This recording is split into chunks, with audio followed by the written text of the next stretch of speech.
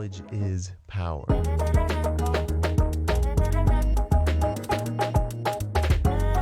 Reality is...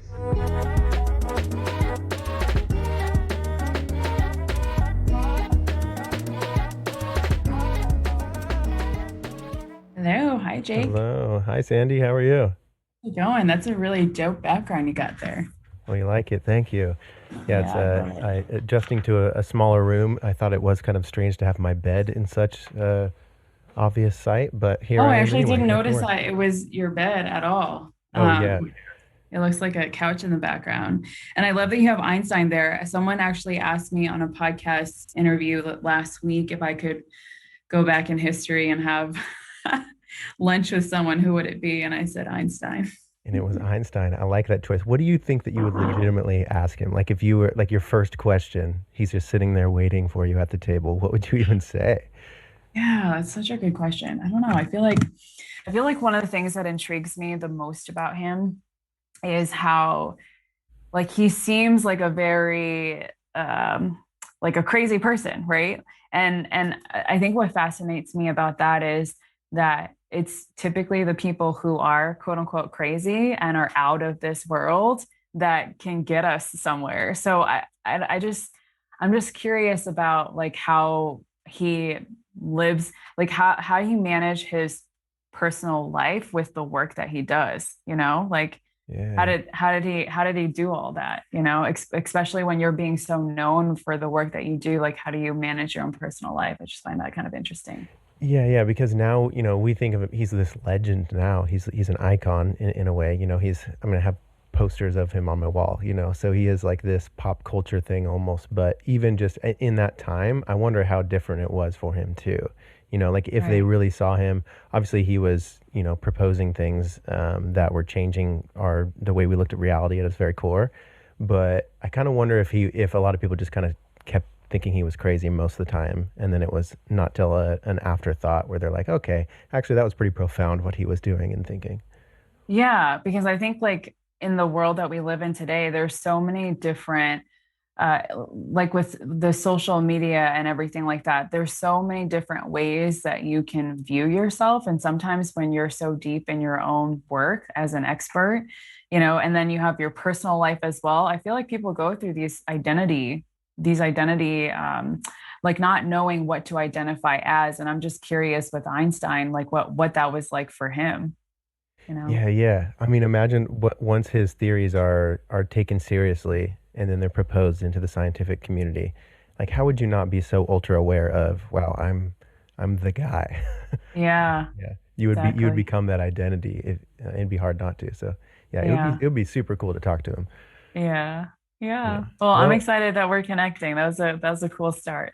yeah, definitely. Yeah. Hey, anybody who likes Einstein, I'm usually pumped to. I think that for me, because I've got like a couple Einstein shirts and stuff too. Hmm. I don't know. And I'm not someone who can like recite everything he's ever said. I'm so fascinated by someone who sees the world and goes, huh, like I wonder if there's an answer to it, or I wonder if it's something I could solve, or just someone who's using their ideas or their intellect or their inner, thought patterns to decipher the world around them is just so cool to me to like push against those boundaries.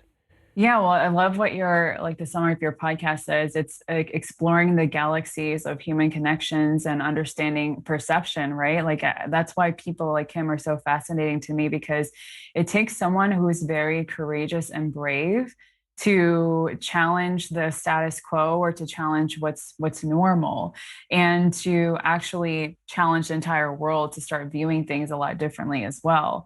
Like he must have been very, very crazy, during those times. But today, you and I are sitting down together right now, and we don't even know him personally or anything, but we're talking about him, right? So Yeah. it's just, it makes me think about like, how can we bring forth more trailblazers and people who think out of the box and people who are willing to challenge what we're being told or what we're being taught, which I think is so important in the times that we're living in right now. Like I can't stress that enough.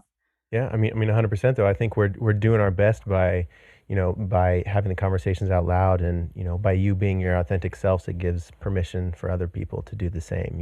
Yeah, Sometimes yeah. just by us, living as close as we can, or living from that like center being within ourselves. Like his sparks something within other people, ushers that epiphany in within other people, and That's then so they're given true. permission. Yeah, that's so true. Yeah, yeah. Hey, so let's back up a little bit, Sandy. Welcome to the Junkyard Love podcast. I was really excited reading your bio and everything. So let's just start with. I have a few notes. There's a lot of cool stuff, and I was listening to you on some podcasts, and I really like a lot of your perspective. So let's just start with a bio, kind of what got you to where you are. What do you do? Yeah, what is it? What it is that you do, Sandy? Yeah. Yeah, well, I'm Sandy. I am a fiance, a dog mom, a big sister to some two younger siblings, daughter of two immigrants, first generation Asian American. My background is Vietnamese, Black, and Indian. It's typically one of the first questions that I get when I walk outside the door is I always have people approach me and ask what my ethnicity is. So I like to talk about that. And I am a meditation teacher, practitioner, and I have an online wellness practice where I work with individuals to guide them back to their center and help them to awaken to the wholeness that they already are.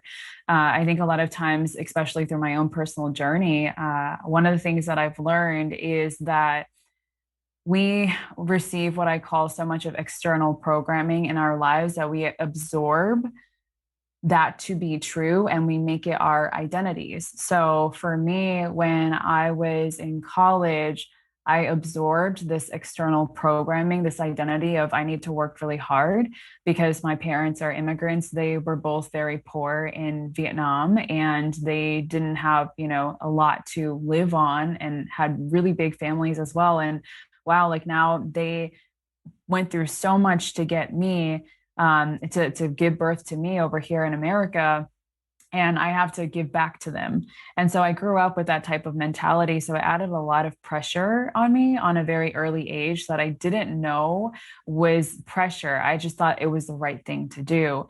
And so when I was in my early college years, there were a multiple series of events that were very painful that happened around all at the same time. My dad had left the family, and I'm very close to my dad. So it was very heartbreaking how the dynamics between him and my mom led for that to happen.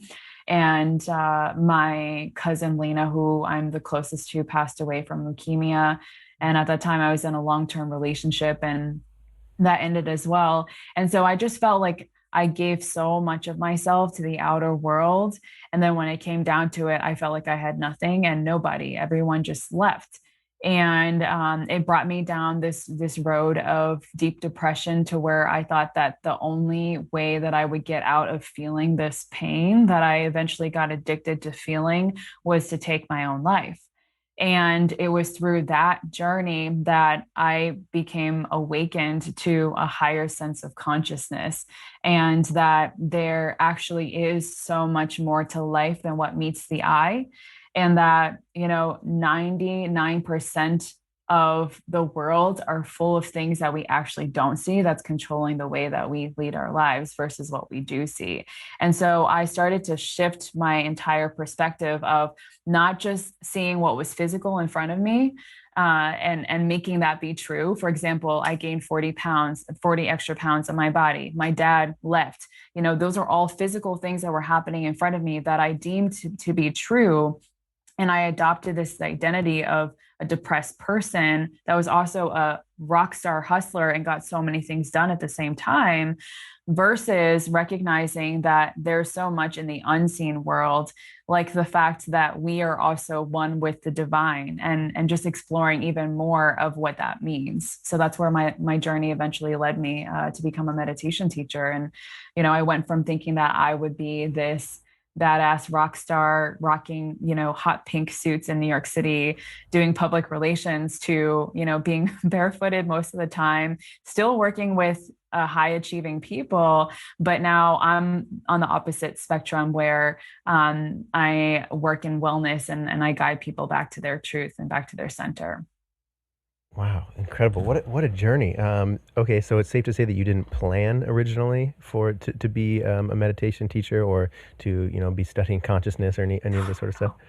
No, not at all. It's interesting. I would invite everyone to do this. If you look at what you're doing right now, and then you look back in the earlier years of your life, you'll be able to observe yourself. Like I call it time traveling, where you time travel back to your past and you just watch it like a movie. You can observe yourself doing things where you're like, okay, I see where what I'm doing right now completely makes sense and it all lines up, you know. But now when I look at it, I can see where it does line up. But at the time, I never consciously said to myself that one day I'm going to be a meditation teacher. Yeah. Absolutely. So far removed. Yeah. Yeah, yeah. Wow, it's so crazy because so I resonate with a lot of what you said. I actually had my own version of. I mean, at the time I would call it an ego death, and then after a while, I think I referred to it as a spiritual awakening. And Yes. then after, it almost seems like this 3 year long mushroom trip or something that I'm finally kind of coming out of, and so I'm doing the journaling now. I'm like, okay, what did I actually learn?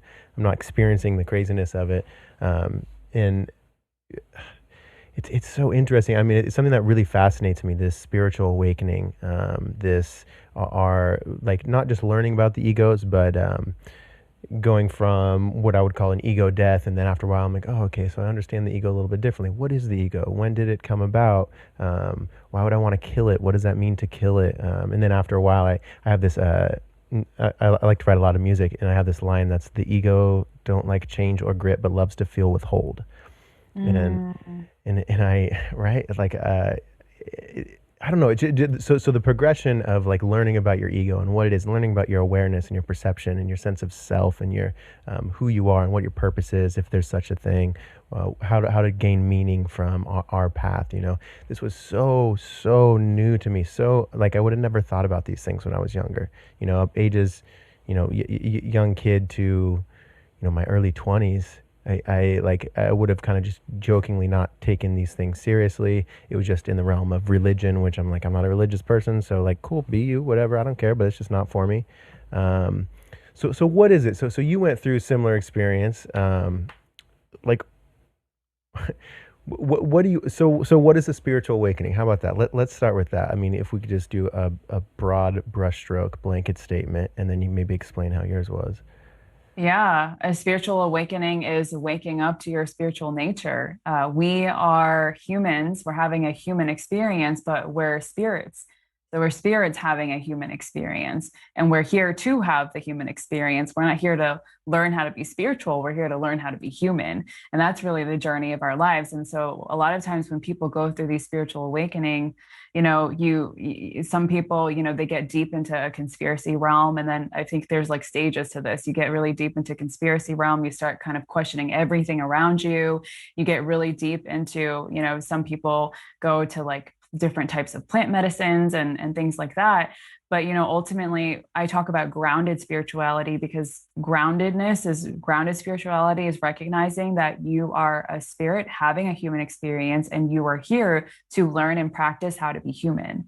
And so if you can wake up to your spiritual nature, it's going to guide you a lot easier. You're going to be guided in a way where you don't feel so overwhelmed and confused and lost all the time, because you're being one with the divine.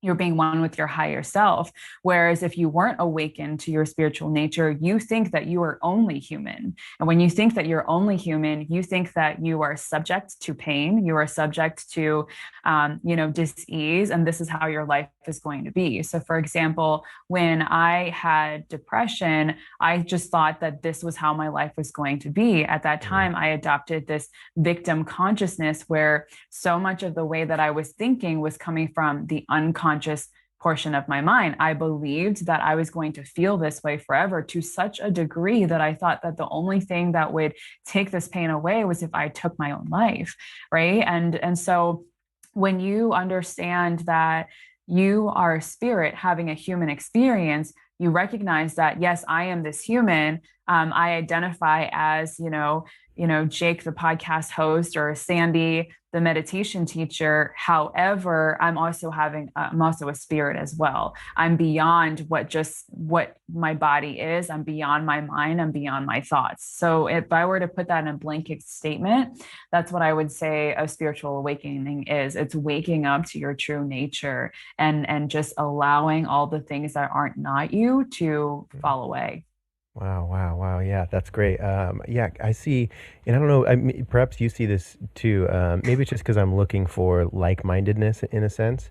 I think about the internet and I think about YouTube and I think about audiobooks now, even like just how quickly how quickly what we are humans have been able to experience all this spiritual growth because of technology. Like the fact that I'm able to, while I'm, vacuuming and doing laundry, I can be listening to Ram Dass in my ear, and then it's going to suggest me another one. And like if like my algorithms know me so well on YouTube, it's just like it feeds me so much great spiritual stuff. But I also see other friends who do take it like more of a deep dive, more more let's say more down to like star seeds and Right. really identifying with empaths and stuff. And I'm not saying there's anything wrong with this at all. I feel like it's all kind of a doorway to the same thing. But I do find it very interesting what the internet is doing for us. Like how many people are being, let's say, awakened or finding some sort of spiritual journey or some sort of narrowing of path because of the internet, because of technology, which makes me think that it's the way that everything is, the Tao of things, it makes you think, oh, okay, we're supposed to have technology then, or it's, I don't know. So what do you think about the state of technology now, and like how many people are coming to realize some sort of inner being within themselves because of it? Yeah, that's a really great question. And I think that when it comes to our technologies, one of the things that you pointed out is it's great and that we're able to be, based on what our algorithms are, we're able to be fed information that's like-minded. So if you watch a video of Ram Dass, you might also be fed like Alan Watts, and you might, and you might just go through a playlist of like-minded stuff. But then the contrary is also true. If you're watching videos that's related to a lot of the things that is being fed by media, then you're going to receive that as well. So I think when it comes to technologies, remembering that you also have an inner technology as well is what's Mm. going to help you to use the outer technology, right? Like it's when we think that it's only this outer technology that does it, that's going to connect us, is when we lose sight of our own internal technology. So what's our internal technology? It's our consciousness, it's our heart, it's our bodies, it's learning how to trust our own intuitive wisdom. When we can learn our own internal technologies and sharpen those skills, we're going to be better able to use our external technologies, and we're going to have a lot more discernment in what information we're feeding ourselves and all of that. I don't know if that answers your question. Yeah, yeah. No, I mean, it certainly kind of does. The way that I ask questions is awfully a bit of a rambling statement that I trail off into. So whatever you can pick up on, I'm appreciative of. So yeah, I think that it's just very interesting to me to look at the different stages of my life. Like before I really thought of anything spiritual, like the way that I just never really, I never disliked it. I never thought that it was, completely wrong. I feel like I was like a casual atheist maybe, but I just never really contemplated it very much. So who I was for that many years of my life, and then for the few years of my life where I discovered it and I had awakened this thing within me, I felt like I was connecting with my soul. I started understanding what that meant. I had a lot of I was doing a lot of like Kundalini yoga. I had a lot of like crazy weird experiences. I did a lot of hypnosis and healing of childhood trauma and all this stuff. I was spending a lot of time with myself, meditating for long periods of time. It was this wonderful couple years of my life, and I'm very grateful for it. But as I'm like coming out of it now, I'm coming into this third stage of kind of taking a little bit of both. Like Yeah. your remember your Buddha nature and your social security number. And it does feel like this, like I'm coming back into this stream, and I have less anxiety, and I'm trying less, but things are still working out okay, and Oh yeah. my perception of reality is a lot I'm not gripping it as much. I'm just kind of allowing. So I don't know. It's just am still experiencing it. I'm still going through the whole thing. I think we all are, of course, experiencing our stages of being spiritual. But yeah, it is very fascinating. So for you, because you got led there through no depression, and so maybe do you think that your identity for you was kind of your view of your own identity was incorrect? Because I think that's a lot of what of our quarrels of today come from is we see ourselves as what we really aren't. We box ourselves in with our identity. We're like, I am this, or you're a liberal, or you're a Republican, or you're this or that. And I think that when we can let go of a lot of our identities, it seems to where life gets a little bit easier. Right. Um, Yeah. so what do you think about identity in this? Like, how has your identity and your perception of not only your identity but other people's identities shifted from before than who you are now?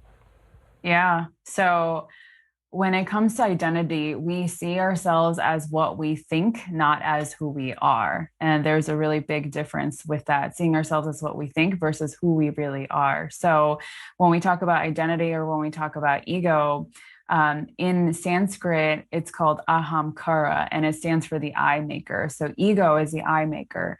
So a lot of times when we hear the word ego, we think of, oh, like you're such a cocky, you're so cocky or you're so conceited or whatever. And we think of, oh, that person has a big ego, right? That's how we use it in our mainstream culture. But the ego is really what I identify myself with. So, and that's called the I maker. It's what makes up your personality. And so the ego is things that you identify with in terms of your social status, in terms of your economical status, your financial status, in terms of your roles or your titles, or your positions in the world. All of this makes up your ego. And a large portion of your ego is also through external programming. So when I talk about external programming, what I mean is from a young age, from when we were little babies, when we were first born, it's like we had camera recorders that we had on our eyes, and we would record everything that was happening around us. And based on what was happening around us, we absorbed it into our minds and we took it to be true. So, if for example, my future mom-in-law, she hates coffee. So she wakes up every morning and she drinks coffee. But every time she drinks it, she's like, ugh, like I hate this coffee. It's so disgusting. And she just freaks out drinking it. So I'm like, so why do you drink it? Like, did your mom drink coffee? And she said, yeah, every morning. Every morning I'd wake up to the smell of coffee and I just watch her drink it. So unconsciously, she's drinking coffee every morning because she watched her mom do it every morning. But you see, like when we're not aware of what we identify with, we actually absorb it into our human experience and our lived experience to be true. So for me, I identified with just being a student, being an overachiever, being a big role model to my younger siblings, and being the first person in my family to, go to college and graduate and all of that. I identified largely with that. And so when I was experiencing depression and all these things were happening in my life, despite what was happening, I still forced that identity. And that's exactly what caused me to just lose my mind towards the end of it. I went through this one period. It was my junior year in college where I competed in bodybuilding because I was like, okay, I've gained so much weight at this point. Let me do something to be healthy. So I did the opposite and I went to a new extreme. So I competed in bodybuilding. I started an online wellness business at that time. I also was juggling three different jobs at that time, and I founded this board to help serve other people. I did all these things in a short, abbreviated period of time, and pressure might work to create diamonds, but constant applied pressure on a human being is going to completely burn that person out. And so, because I identified with being this high achiever and being a great role model to my younger siblings, and really just like being the person that breaks through this sense of scarcity that you feel when you come from being an immigrant to coming to America. I burned out and I didn't have anything left to me. So what we identify with is really, really powerful. And the other thing that I want to note here, to something that you said earlier, Jake, is something about killing the ego, right? I think sometimes in the mainstream self-help culture, we talk about the ego as if it's a really bad thing. But the truth is we actually need our ego. Like if you didn't have your ego, Jake, you wouldn't have a personality. You wouldn't have all these lived experiences that matter to you, that make you who you are today. And we wouldn't even be able to have this highly engaging conversation and vice versa, right? And so your ego is necessary. It's part of your path. The problem is when you don't know how to befriend the ego, or you don't know how to offer it the types of internal technologies that it needs in order to thrive, that's when the ego starts believing more information from the unconscious part of the mind versus the conscious part of the mind, or Mm. the super conscious part of the mind. So it's one of the things that I talk about is the three levels of consciousness.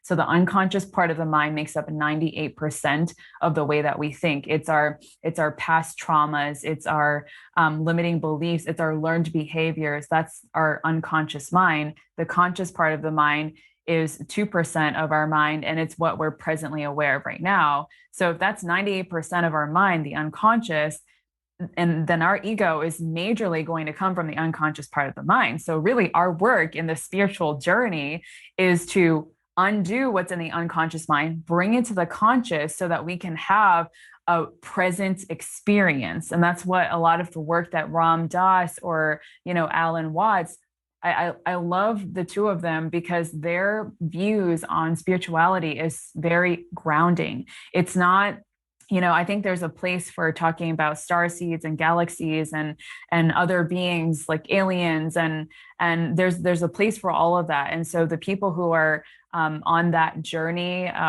they teach completely different things. For me, however, and what I like to teach and understand is how can I incorporate spirituality with my human experience, because I'm here to have a lived experience. I'm not here to be somewhere else that I'm not.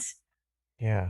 Wow. Wow. Yeah. Yeah. I was thinking about, yeah, we all kind of, all these different views of, whether we think it's star seeds, or we're listening to Ram Dass, or we're into philosophy, or we're into, somehow we find it through science and quantum physics, or all these different paths, religions. They're all kind of pointing to the same thing. I think Yes. about, I have one of my friends. She does identify as a starseed in this whole thing, Hmm. and I don't understand it completely. But when she speaks about it, and when we talk about these sorts of things, the whole time inside I'm like, yeah, totally, I get you. Yeah. I understand what you're Yeah. saying. Like I'm never. I think often we get caught up in trying to, like, what's the capital T truth, because we can't speak about anything other than that. It's like we're pointing to things within our inner experience that, like, if you can just look past the words and understand what they're really saying, we can really connect with one another. Oh, yeah, it's the same thing. And that's why I honor each and every person. I say that everybody here, there's nothing to compare to. Everybody here is a unique expression of the divine. So without that person that focuses on, star seeds or Palladians or past life, Lemuria, Aquarius, Yeah. things, without that person, or without the person that's talking about grounded spirituality, there's going to be a missing element to how we evolve human consciousness, right? And so we need all those different elements. We are all unique expressions of the divine. So for example, if you're buying a house, you can't close on your property without, if you were borrowing money, you would need the mortgage lender, and you would need to have an attorney read over your documents, and the realtor. Like everybody is playing their part in order for you to close on this house, for example. Mhm. I know like housing and everything is super popular right now, so I'm using that example. So everybody needs to be able to play their role and do it really well in order for the final outcome to be achieved. So the way that I look at it is that the goal of life is just to experience God within ourselves, and evolve humanity and consciousness in that way. And we do that by each having our own different expressions. And so God plays hide and go seek through each and every person. And it's up to you to be able to have the lens and the perception to see that in people. And that's why when I come across my cashier, a cashier, or, a man that's playing music in the parking lot to raise money for paying hospital bills because his wife has cancer, or a homeless person sitting on the street, or a janitor. I see them in a completely different light than what their identity is. And because of that, I've received so much value in my life from interacting with people and seeing them as that. Yes, yeah, yeah. So do you, before you kind of were in touch with your more spiritual side, did you have a different perspective in those same situations? So like if you No, saw a homeless person, would you think of them maybe with more maybe like unconscious pity or indifference or maybe judgment? I'm not sure if you did, but just yeah. curious. I said no at first, but I do remember a pivotal moment, and I remember it very clearly that changed my whole perspective when I was young, before I had a more spiritual perspective. So, when I was around 12 years old, it was a really cold winter day, and this is in Massachusetts. My cousin was driving a really small it's like one of those race cars. It's two-door cars, and the two of them were in the front, and they're very tiny and the four of us were in the back. And we drove by Main Street, and there was this woman wearing a really, like, she was wearing a skirt and tall boots, like long boots, and she had her, her thighs skin showing. And I judged her, and I called her oh, like, look at that prostitute over there with that guy, like, why would she be wearing that, like, when it's so cold outside and everything. So I judged her, and that's just from my learned environment.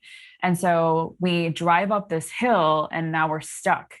And now my two cousins in the front, like, they're both super tiny, like, we're all super tiny, and we're like trying to push it. And, a car's not budging. So we're just trapped at this point, and it's freezing cold. And before you know it, the woman that I judge with the boots and, the heels and everything, and her man were the two people that came up and helped us push the car, and was so sweet and so kind and so compassionate. And if it wasn't for them, we would have been stranded there.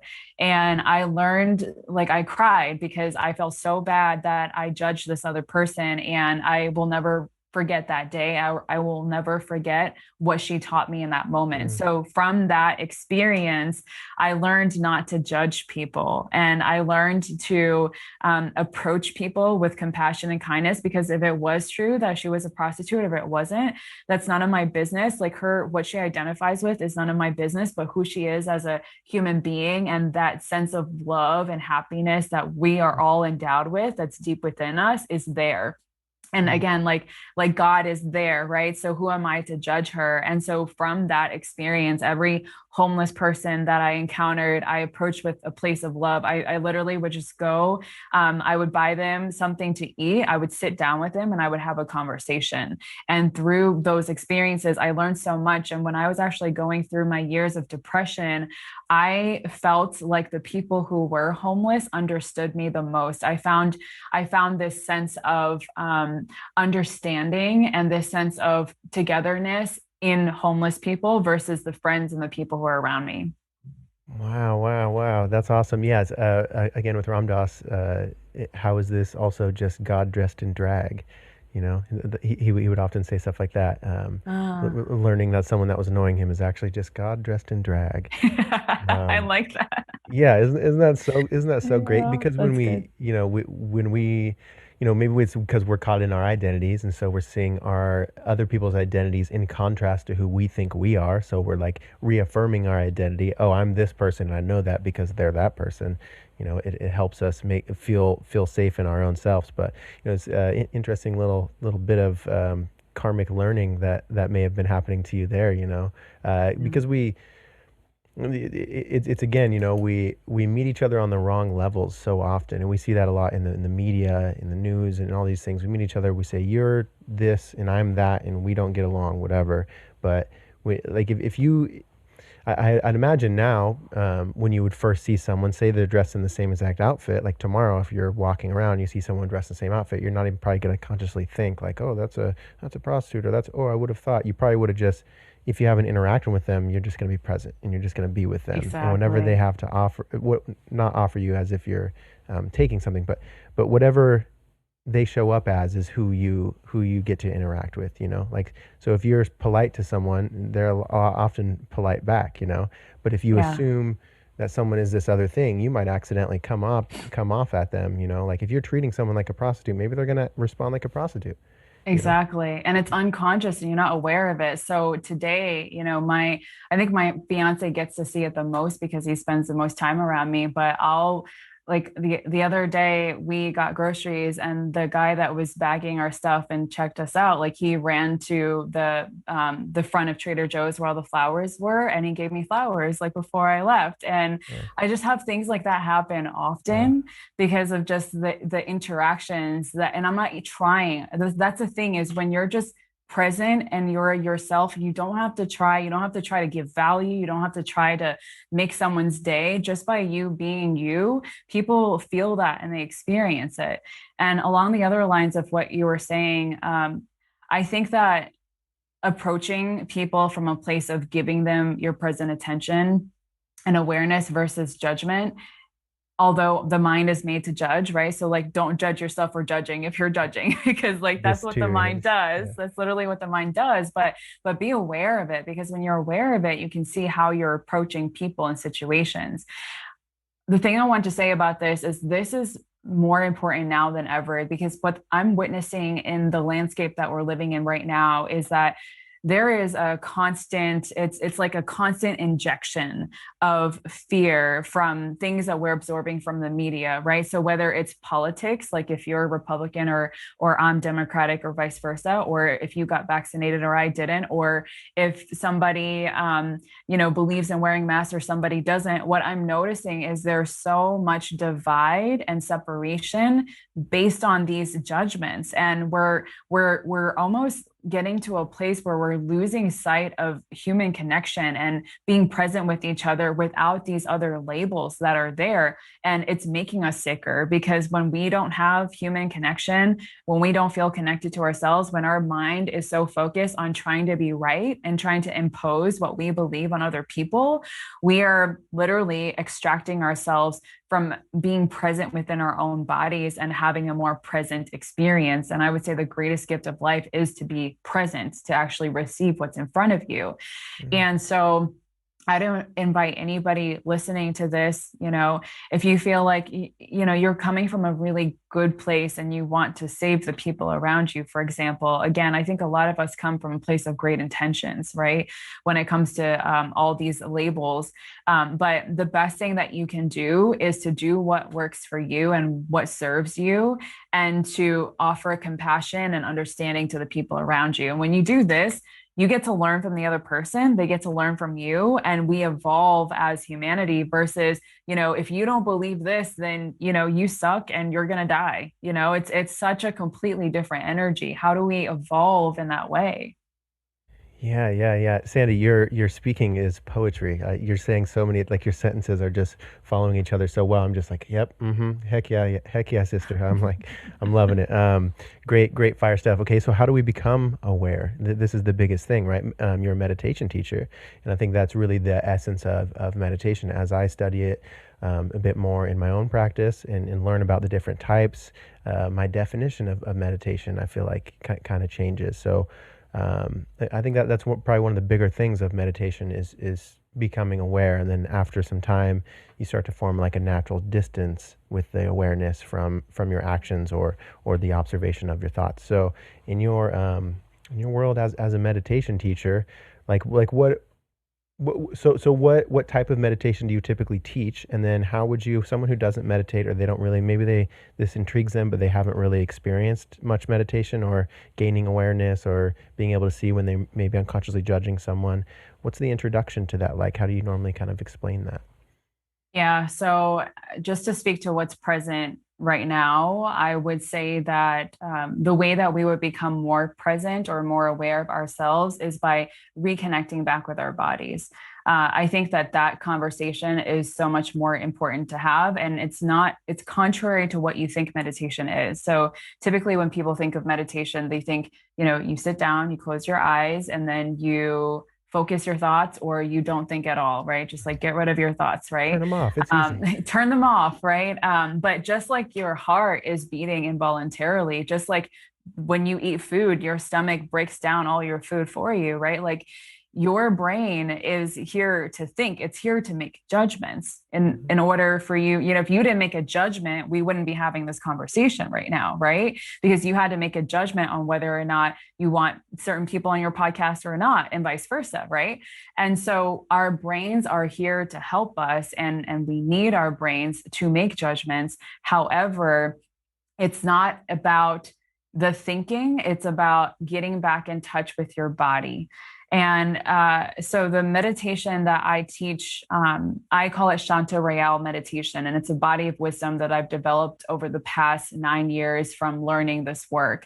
I learned meditation through my teacher, who is Leonard Perlmutter, and he studied from a teacher. He's a disciple of Swami Rama, who was one of the first yogis to come over from India to America. And he had scientists put EKGs all over his body in order to see or believe that he can actually control his internal pressure, temperature, and everything. His heart rate, his heartbeat, he can turn it off, he can turn it on. And so they did that, and they were able to recognize that, wait a second, this yogi is proving to us the opposite of what we think is true. This yogi is showing us that it's actually true that the mind and the body are connected as one. Whereas in the Western world, we see it as two completely separate things, which is why oftentimes when we go and we see doctors, it's mostly focused on finding resolves to the symptom versus seeing the holistic picture, right? And so that was who my teacher studied from. And then he initiated me into this tradition. And so this meditation tradition is it's yoga science. It's very much focused on how do you integrate being a human while also having the spiritual experience at the same time. And so there's breathing practices that we learn in order to become one with the divine. And that's called yoga science. Yoga stands for union.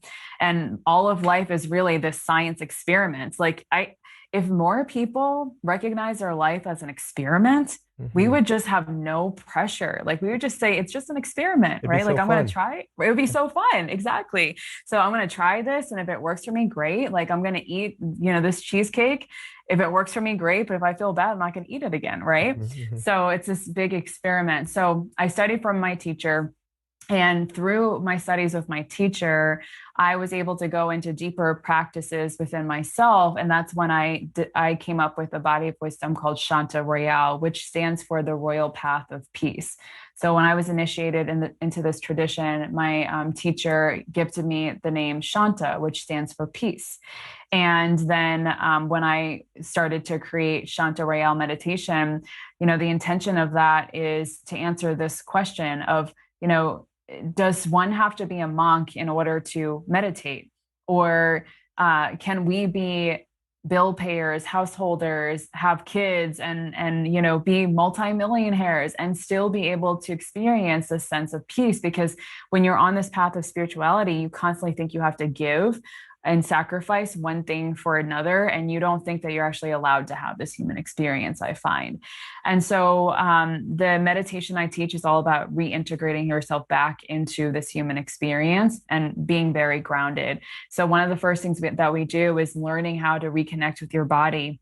We've been so far removed from our bodies, even to this day, we're constantly, on our phones, which take us literally out of our bodies.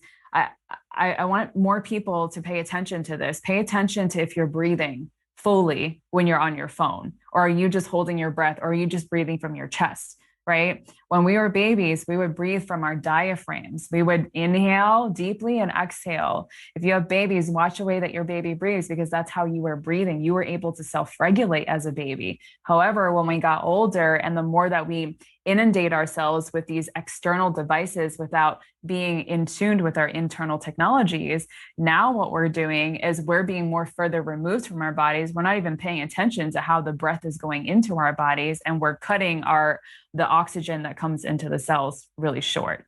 And so part of it is learning how to slow down. learning how to create a lifestyle around what your core values are and what's important to you, and setting healthy boundaries. So that's one of the main things that I teach, like super beginner level.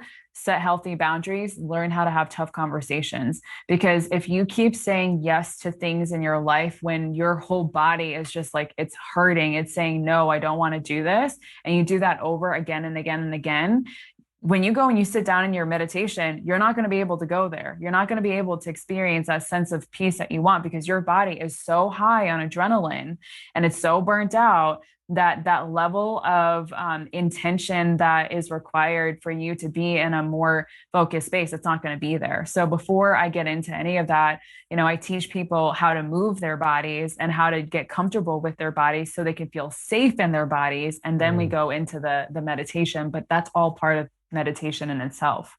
Yeah, yeah. So do you find, for me, I was a body, well, I wasn't competing or anything, but I enjoyed bodybuilding. I liked being big. I liked lifting heavy weights, all this Yeah. stuff. And then now I mean, I always liked running, but I like running a lot now. I love doing a lot of yoga.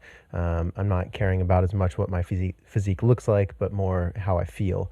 And the difference from that is just so profound. Did you have anything like that from when you were bodybuilding versus kind of do you do yoga or any of that sort of stuff now?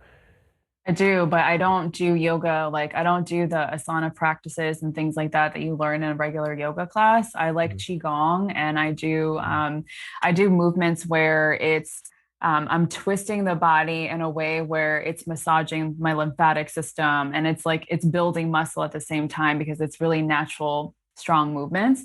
But yeah, that transition was interesting for me to go from lifting heavy weights to, not doing that at all. I don't even go to the gym. I do a lot of practices where it's just with my own body, and I've been the same weight, since. Whereas when I was bodybuilding, I would fluctuate up and down, and I would just either feel so insecure that I was going up or down. It was just too much. And Mm. so now what I find is I say self-care is being self-aware. So I'm just aware of what my body needs, and I do it, and I just listen to it. And then it tells me, what practices to do, or what's going to feel good. But yeah, I haven't done that hardcore bodybuilding type of workout in a really long time. I do love running. I love qigong, which is a very ancient movement practice as well that strengthens your body up from the inside out. And I love short bursts of movements as well, interval training, so short interval trainings, but mostly just free weights, free body movements. Yep, heck yeah. I'm a Yeah. lot with you there. I've had a gym membership for the last couple months, and I'll kind of go a couple times a week. Mhm. But it's not incredibly tough. It's nothing like I used to lift, It's just I'm just trying to feel good. I'm trying to feel like my posture is supported. Yes. Um, and then I'll hit the sauna afterwards at the gym too. That's always Yes. I feel really I try to meditate in there as often as I can, just try to focus on the breath, Mhm. and that gets you pretty dang grounded. Yeah, because we really don't notice how far off base we get when we're off base. It's like if we could snap our fingers and feel instantly, like just for 5 seconds. Okay, here's how I feel hungover. For 5 seconds, feeling hungover, and then right back to how you are. You'd be like, "Oh my God, I'm never drinking again," because you notice Yeah, the so the true. contrast of it. And Yeah. I think we do the same thing when it comes to our phones. It makes sense while we're in it, and yeah, we think we had the free will to pick up our phone and scroll through this thing, and now we're mad. Like we want to be mad. We made the choice to choose this thing, so it's mad. So it seems justified. But we kind of disconnect from the fact that these companies have studied humans. They know all about our brains and how they work, and the goal is to keep us on the platform, right? And so the things that we're reading on our phones and on our social media feeds are designed to keep our attention, but it I don't know, purposely or maybe inadvertently also affects our bodily functions. It activates our brainstem and it makes us in the fear response. And think about, I read this book I mentioned on a podcast a couple days ago too, but the Z technique or the Ziva meditation by Emily Fletcher, Mhm. and she kind of described it. I think it's been said before, but she kind of describes, do you think your toenails are growing when you're running from a lion? Like, do you think your body is prioritizing? Okay, let's send blood to these locations so we can empower our limbs to get away from this lion. If you're in a fear response where you need to keep yourself safe, not your whole internal system isn't working how it should be. So you're not prioritizing digestion. Like our food system is so complicated and crappy in so many ways. Like we need all of the focus on our digestive system that we can get. But if we're here fighting with someone who, loves the opposite president that we like, it's going to put us in this fear response. And then our internal system is not working at an optimal level. And if you're doing that 8 hours a day, you just put a big hinge on your health. So yeah, I Spot think it's on. people. I'm always trying to point to like hey, don't you see it? Don't you see that? Like, isn't that important? Like, don't you see how they're kind of tricking you? You know, how the systems of capitalism are kind of like hurting you, even though you think that it's bringing you joy and entertainment. Yeah. Yeah. Yeah, I go through that kind of like toggle sometimes because I actually when I started to learn meditation, I shut down all of my social media channels for a whole year and it was amazing. It Hmm. was it was so amazing. It was It like is. I deep remember I'm focus, here. like Yeah. right, like it's deep focus, deep presentness. Even if you have good boundaries with your phone, I've gotten to a place where I definitely have great boundaries with my phone. I use it for a lot of things with my business and just sharing some of these messages, right? But even then, the fact that it's just there, it's like calling for your attention. So sometimes I toggle back and forth between not having a social media at all because of I'm so committed to the work that I'm doing that, maybe that's another experiment that I should have, down the road, and maybe I will. I'm not attached to it, but yeah, I think it's about learning how do you navigate because whether we like it or not, these technologies are going to be here and they're going to continue to advance faster and faster and faster and faster and faster. At the same token, our consciousness is also going to advance faster and faster and faster. So it's really just about learning how to use it without letting it use you. And that's Mm. really where that fine line is and where it gets hard sometimes. It gets a little smoky. Yeah, yeah, no, Yeah. absolutely. That's a fire way of putting it too. Like not letting the technology use you, but learning how to Right. use it. It's Right. a tool. It doesn't have to be a mind control object. Um, Yeah. but so you've mentioned a couple times boundaries, and I would love to. It's fresh in my mind. Yesterday, I was talking with a coworker, and he's such an awesome guy. He's like just very empathetic, very kind, very sweet, very open. And so I don't remember how we kind of got on the conversation, but he's basically saying like he recognizes, hey, it's kind of jaded, but at this point in my life I kind of recognize when people are going to be like I don't want them to use me. Like I'm so nice, I'm so open, I don't want them to take from me, because sometimes you'll have people like, hey, oh, hey, you need a ride, man? Like, no, no problem, I got you. But then all of a sudden you're giving them a ride Monday through Friday, those sorts of things. So he was kind of just mentioning that he's trying to learn the difference between we were kind of talking the difference between boundaries and barriers, and kind of how you can be open and loving and be accepting and like allow what's going to happen, but also know when it's okay to like, all right, let's put our foot down. Like let's have this boundary. So can you speak a little bit more on boundaries, maybe boundaries versus barriers, if you use that terminology at all? Yeah, I'll talk about boundaries. I don't use that terminology a lot, but I have heard of it. So when it comes to boundaries and the way that I see it, it's about getting really clear about what your core values are and what matters to you. When you get clear about what your core values are, what you'll begin to see even more clearly, what universe and God will show you is what is not important to you and what you're making a really big deal out of that doesn't line up, or areas where you're seeking for other people's approval, which is why you extend yourself and you extend yourself.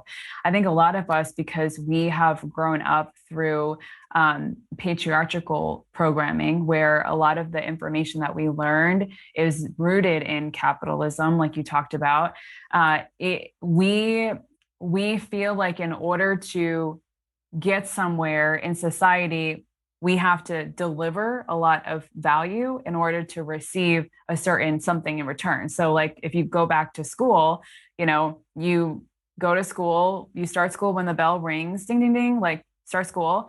And then the bell rings again, you go into second period, third period, fourth, right? And then you it's like constant reiteration of how we're supposed to be learning. Like you show up, you do the work, and then you move on to a higher grade. Now you're going to reach another level. Same thing like when you're in when you're done with high school, you get your graduation certificate. If you do bad on a piece of paper, you get an F. So we have literally been trained through these systems in order to learn how to deliver a ton of value, aka do really good work. Otherwise, we're not going to be of importance to the people around us. Mhm. So we have to first understand that this is rooted deeply in our wiring, and part of this is being able to recognize that and giving ourselves a lot of grace and compassion as to why we constantly extend ourselves, or we say yes to people when we really mean no, or we have a hard time just setting our boundaries. So that's the first thing. And then the second thing with boundaries is now that you're aware of that, notice what really is important in your life. What are the things that you're naturally drawn to? What are your core values? What's more important to you than money, and why? If you answer that question, you might say happiness, you might say health, you might say joy, right? Those are your core values. Now look at all the areas in your life where you're saying yes to something when it's really not lining up with those core values. For example, if you had, negative Nancy, calls you every Sunday to complain about the same things again and again and again, and you entertain it every time, even though after that 1 hour conversation, your energy is just completely Mhm. drained, Mhm. right? But you don't know how to say no. Does that line up with your core value of happiness or health or joy? The answer is no. So if the answer is no, why are you entertaining this? Actually allow yourself to sit in that for a little bit. Where is that coming from, right?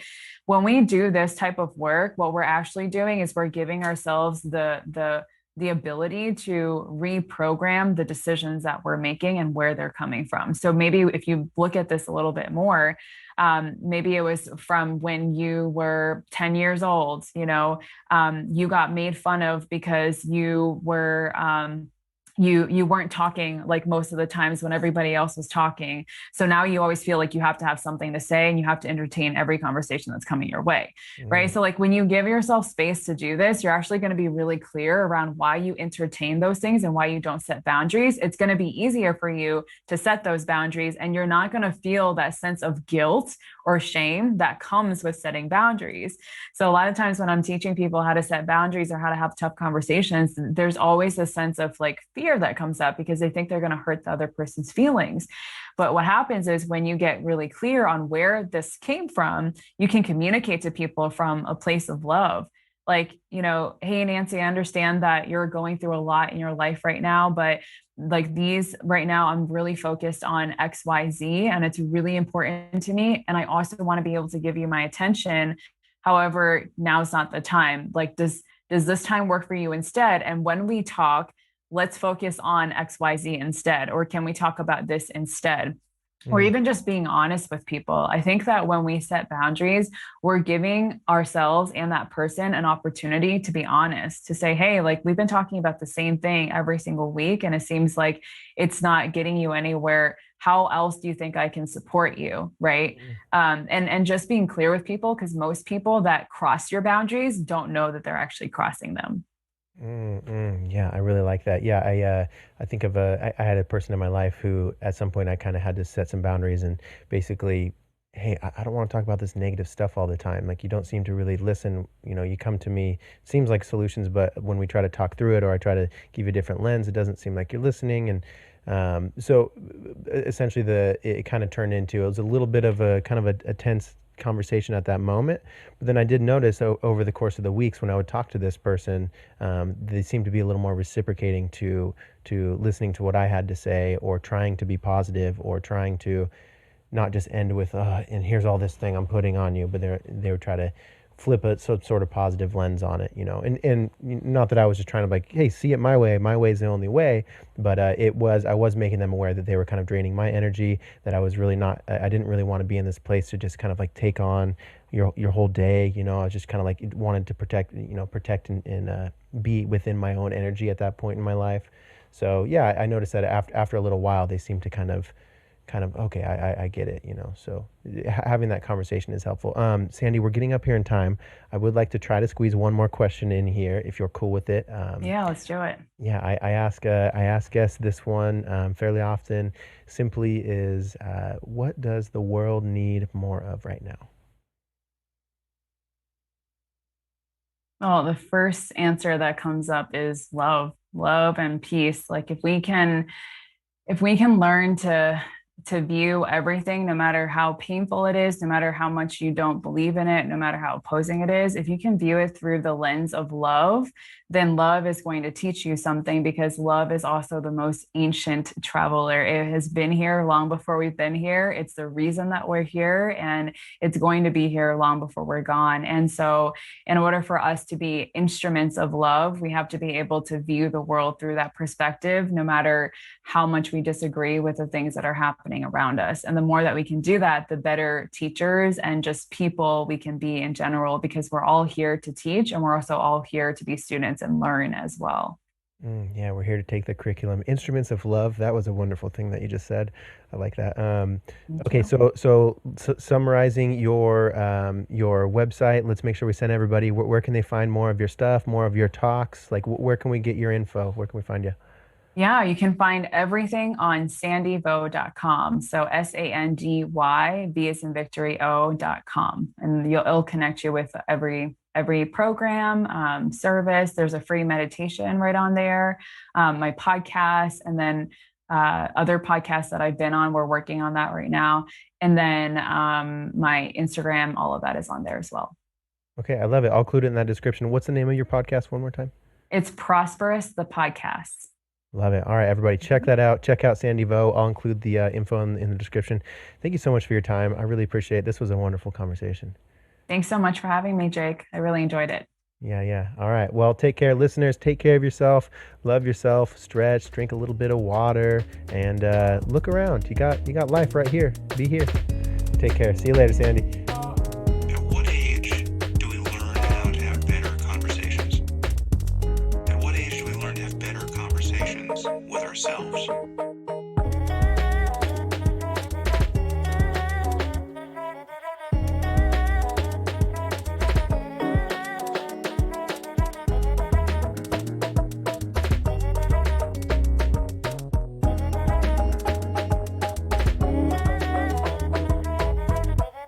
Knowledge is power.